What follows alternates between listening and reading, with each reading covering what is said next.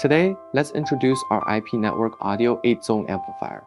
Let's start with the front panel. Here we can see the power indicator, the 24 volts output indicator, and the master volume control knob below. On the left side is the power switch, and in the center is a touchscreen display that provides access to all major functions. It supports both one-way broadcasting and two-way intercom communication by tapping on the call option. We can initiate calls to specific zones.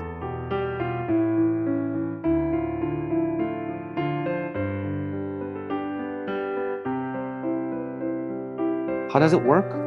The rear panel allows connection with a microphone, enabling live paging to any selected zone. For intercom, you also input the corresponding zone code to establish a two-way communication link. The system supports USB playback as well. You can plug in a USB drive to play audio content with options such as single track, repeat, shuffle play, sequential play, volume control. It also includes select play, which functions the same as on-demand operations from an IP terminal or server.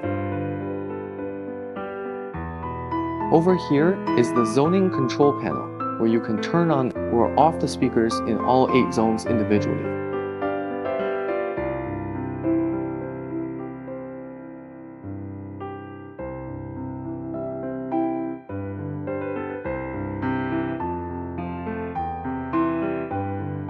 These buttons are for stop, delete, and check.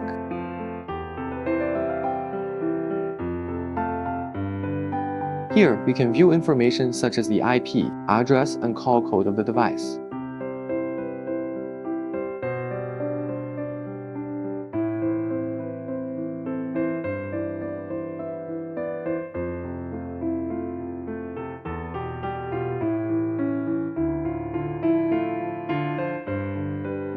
This is the rear interface board of the DI-97820 IP 8-zone amplifier. Here you can see the main 100 volts constant voltage output, which is used to connect standard constant voltage speakers.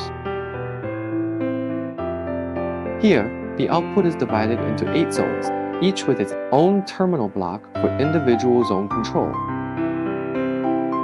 This part is the 24 volts DC output, which can be used to connect to external 24 volts volume controller panels. It is shown here that this unit supports short circuit trigger, input, and output. Here is the output sensitivity switch, allowing to select between 0.775 volts and 1 volt. There are 2 O input ports and 1 O output port.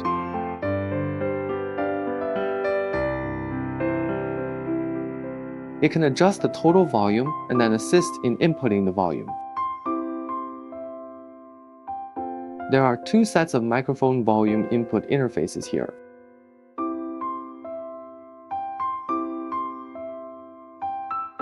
There's also a USB port on the rear panel for playing MP3 files directly from a USB flash drive. And finally, this is the Ethernet port, used to connect the amplifier to the LAN.